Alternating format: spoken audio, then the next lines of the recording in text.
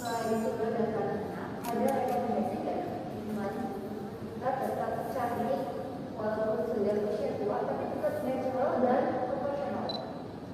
Oke, treatment kalau dari segi luar, kita ngomong luar, yang paling penting adalah maintenance harian. Maintenance harian apa ya? Kulitnya bisa juga kalau ada matahari, ya pakai sunblock. Yang suka kulitnya jerawat, jangan pakai pelembab. Note ya. Sering kita ada jual serum di mana serum Korea apa dibeli, padahal kulitnya berminyak, hasilnya beruntusan dan jerawat. Jadi kalau kulit berminyak itu artinya Tuhan udah ngasih kulitnya itu lembab, jangan ditambahin pelembab, tambah jerawatan. Tapi kalau kulitnya kering, boleh pakai pelembab. Itulah kenapa Dokter Sylvia produk Korea itu banyak yang gagal di 5 tahun pertama. Masuk heboh, kemudian gagal karena banyak keluhan setelah pemakaiannya. Karena negara 2 musim dipakai, negara 4 musim dipakai di negara 2 musim. Kalau banyak kan kasusnya nggak cocok ya jadi jerawatan.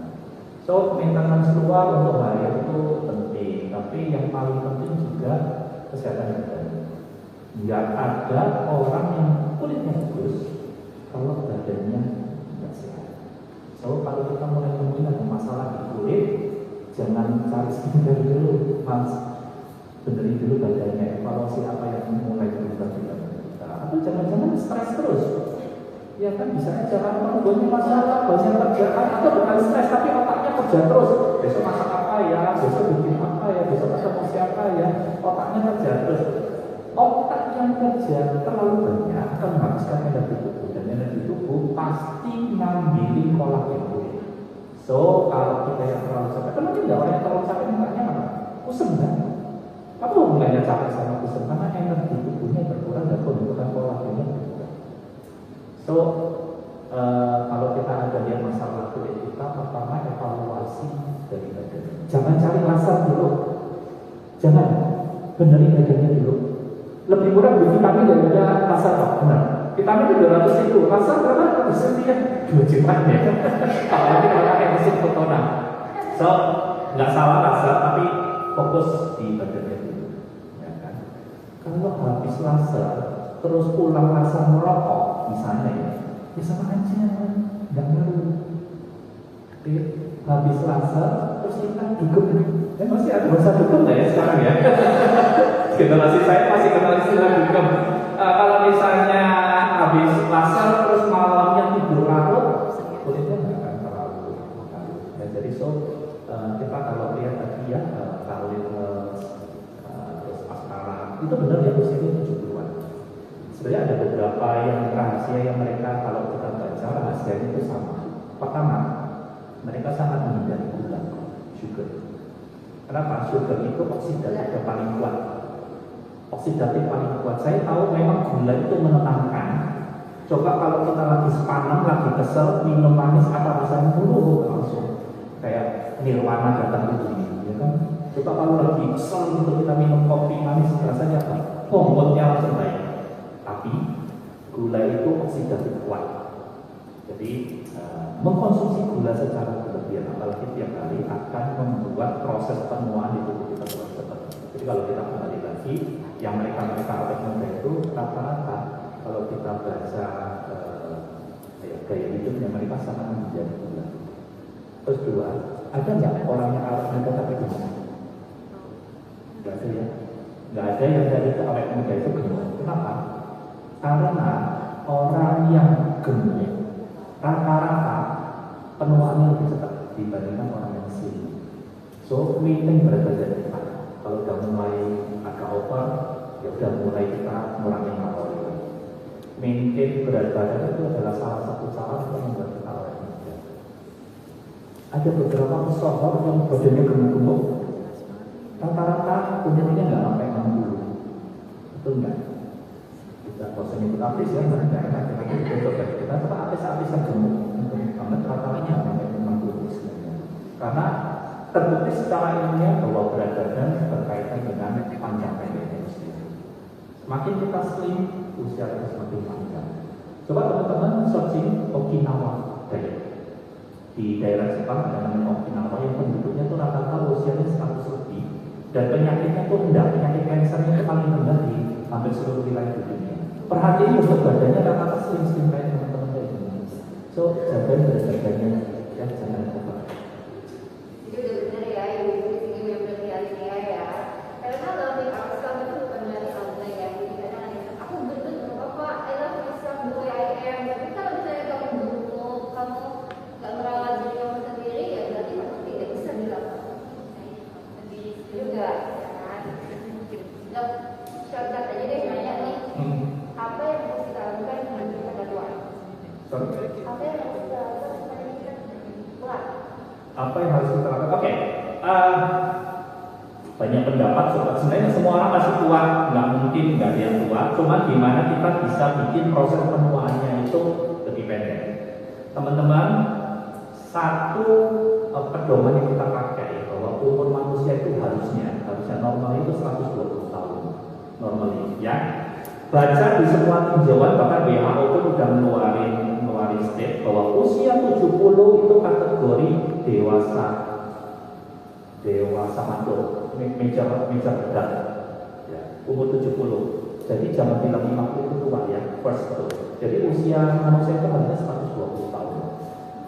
Pertanyaannya adalah gimana kita bisa capai usia 120 tahun. Jadi yang kita akan lihat, wow, 70 tahun segitu, itu ya sebenarnya usia yang benar yang kayak gitu. Itu yang benar, ya. Jadi kalau kita ketemu teman 60 udah pakai tongkat, itu yang nggak benar. Oke? Yes, berarti itu accelerated aging, tua yang lebih cepat dari waktunya. So, sekarang gimana caranya supaya kita bisa lebih awet? Oke, ada beberapa tips. Yang pertama, first, kontrol makanan kita. Karena tambah umur kita tambah gemuk, lebih gampang gemuk. So, artinya tambah umur yang masuk ke mulut harus kita kurangi. Oke, saya tahu banyak yang kita dulu masa kecilnya susah sehingga begitu sekarang sukses, segala macam ingin dinikmati. Tetapi tambah umur kita boleh juga semakin menurun. So, kurangi apa yang kita makan. Dua, apalagi sekarang di kota besar, challenge kita adalah semakin banyak kegiatan. Ya kan, teman-teman pasti kalau tidur udah mesti ngerjain ini, ngerjain itu, nanti ketemu ini, otaknya jalan terus. Oke. So, otak yang dipakai berlebihan, apalagi kalau kita itu sering meluapkan emosi, itu akan menghabiskan energi, dan energi otak menghabiskan energi badan. Energi badan yang cepat habis, proses penuaan dipercepat. Yang ketiga, pola tidur. Jangan korbankan tidur. Berapapun usia kita, tidur harus 8 jam malam hari tidur. Jadi nggak boleh tidur malam itu cuma 5 jam, karena itu udah tua. No, tetap 8 hours. Dan hanya malam. Siang itu bonus, nggak dihitung. Jadi jangan mengkonvert tidur malam ke tidur siang, itu nggak berlaku. Tidur malam ideal 8 jam. Pun lebih cepat minimal 7 jam. Kalau ada yang kurang dari itu, coba diperbaiki.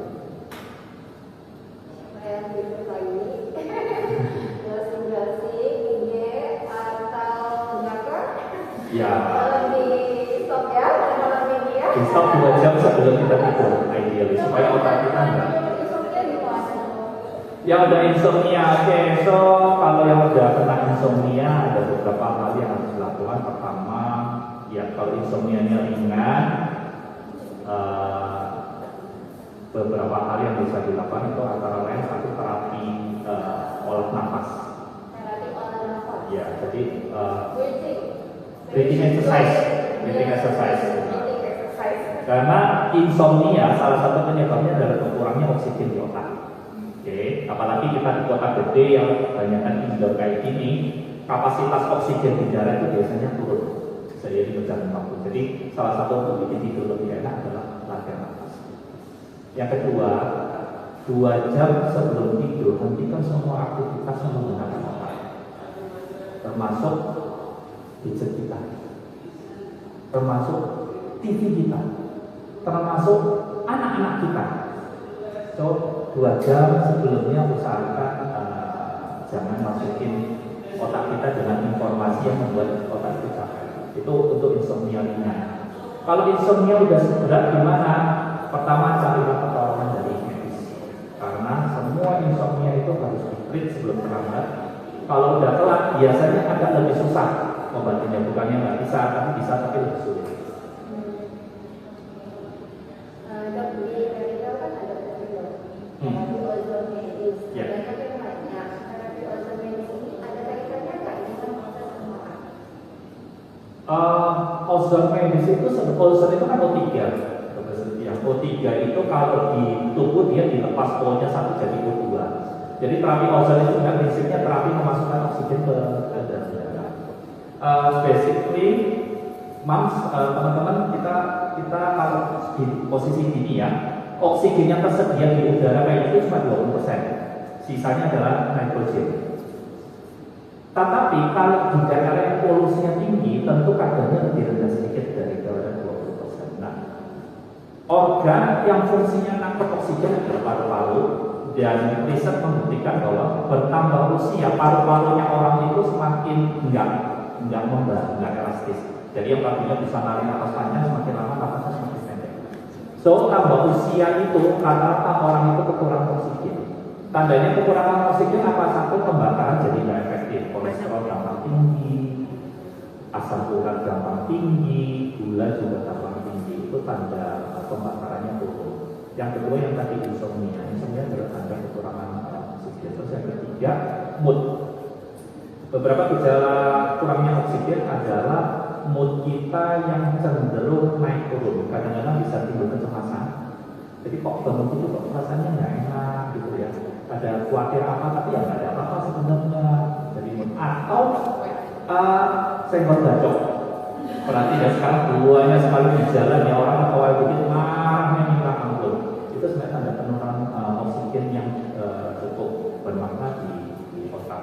Nah, terapi ozon adalah salah satu cara dari segi medis untuk memasukkan oksigen ke dalam darah. Tujuannya tentu untuk memperbaiki metabolik, ya, memperbaiki kualitas tidur. Makanya sering juga digunakan untuk membantu slimming, karena dia kan meningkatkan efektivitas pembakaran tubuh. Jadi biasanya olahraga kayak ini kalau di kadar oksigennya tinggi biasanya lebih energik dan pembakaran lemaknya lebih efektif. Kan kita bisa tahu nih, maksudnya mungkin di sini ada yang belum setua kita, mereka belum bisa mulai concern mengenai individual nutrition. Sebenarnya rata-rata proses aging itu di usia 40. Jadi setelah 40 tahun, tiap tahun 1% dari sel tubuh kita mulai hilang. Jadi kalau kita lihat setelah 40 itu perubahan biasanya fisik itu mulai decline. Tetapi untuk usia remaja yang punya penyakit, misalnya kan ada juga yang remaja tapi obesitas, atau remaja yang punya diabetes. Nah, kalau yang remaja kayak itu tentu proses agingnya lebih cepat. Jadi proses aging rata-rata 40 tahun, tetapi bisa dipercepat kalau ada sesuatu faktor pemberat di usia remaja. Dia kesimpulan sedikit ya. Jadi bahwa proses penuaan itu terjadi penyebab utamanya salah satunya adalah inflamasi yang menentukan oleh misalnya gula, asam rokok, dan juga stres. Jadi kita harus kalau bisa tadi yang dijelaskan dari tadi nggak boleh abai dengan jam tidur, olahraga, lalu hindari gula. Itu cukup? Tidak cukup ya, kurang stres manajemen.